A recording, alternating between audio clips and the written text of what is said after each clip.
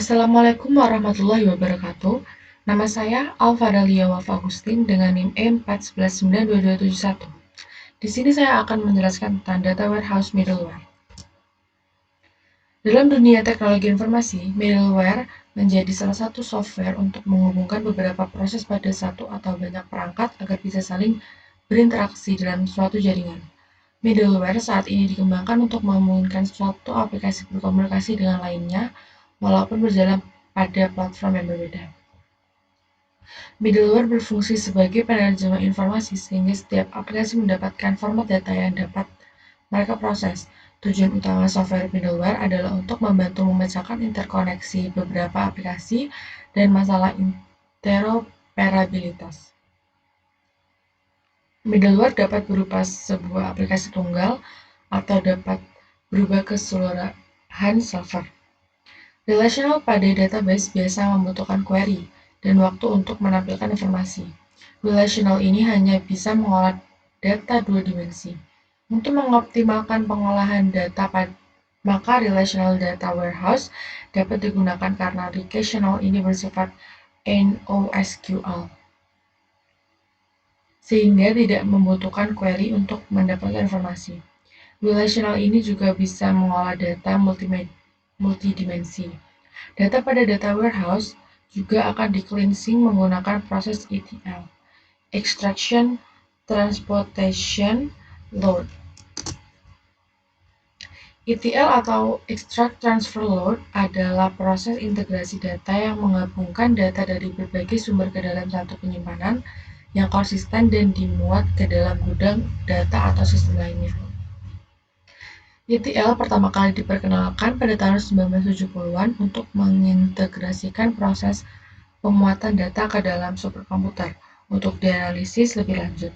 Sejak akhir 1980 hingga pertengahan 2000, ETL menjadi proses utama untuk membuat gudang data yang mendukung aplikasi Business Intelligence atau BI.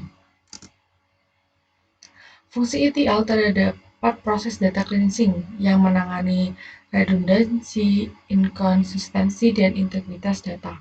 Proses ETL akan mengisikan data dari sumber ke integration layer yang merupakan tempat data dari data warehouse tergabung dan terintegrasi. Dari integration layer, data dapat dikelompokkan dengan lingkup yang lebih kecil dan sesuai kebutuhan dalam repositori lain yang disebut data mart. Program reporting dari data warehouse akan berhubungan dengan data mart sebagai sumber datanya. Konsep dari ETL sendiri adalah pendefinisian lingkup ETL dengan cara menganalisis tiap target tabel atau dimensi dan fakta perlu dilakukan pada awal pembangunan arsitektur proses ETL.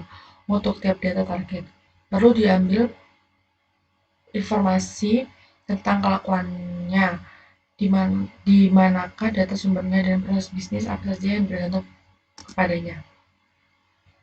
Langkah-langkah untuk menyusun ETL. 1.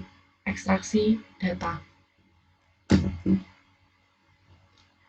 Data harus diekstrak terlebih dahulu dari sumbernya sebelum dipindahkan ke tempat yang lain. Pada langkah pertama proses ETL ini, data terstruktur dan tidak terstruktur diimpor dan dikonsolidasikan ke dalam satu wadah penyimpanan. Data mentah dapat diekstraksi dari berbagai sumber berikut. 1. Database yang ada dan legacy system. 2. Cloud, hybrid, dan on-premise environments. 3. Aplikasi penjualan dan pemasaran. 4. Mobile devices dan apps. 5. CRM system. 6. Data storage platform. 7. Data warehouse. 8. Analytics tools. 2. Transformasi ETL merupakan pembersihan dan mempersiapkan agregasi untuk analisis. Langkah ini sangat penting dalam proses ETL karena membantu memastikan data yang akan diolah sepenuhnya siap dan kompatibel. Proses transformasi ETL terbagi menjadi beberapa proses sebagai berikut. 1. Pembersihan data yang tidak konsisten dihilangkan. 2. Standarisasi, memasang aturan pemformatan ke kumpulan data. 3. Deduplikasi, data yang sama dibuang atau dikecualikan. 4. Verifikasi, data yang tidak dapat digunakan dihapus dan anomali ditandai. 5. Pengurutan, data diatur menurut jenisnya. 7. Tugas lain-lainnya, aturan tambahan yang dapat meningkatkan kualitas data.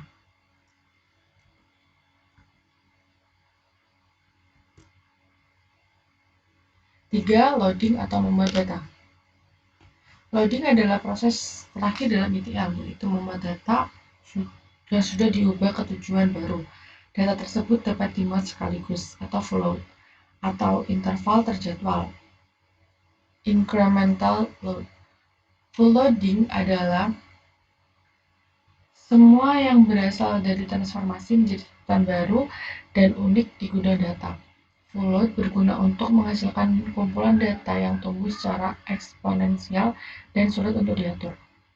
Sedangkan incremental loading merupakan metode yang kurang komprehensif tetapi lebih mudah dikelola. Incremental loading membandingkan data yang masuk dengan data yang sudah ada dan hanya akan menghasilkan data tambahan jika ditemukan data yang unik dan baru. Sekian dari saya ucapkan terima kasih. Wassalamualaikum warahmatullahi wabarakatuh.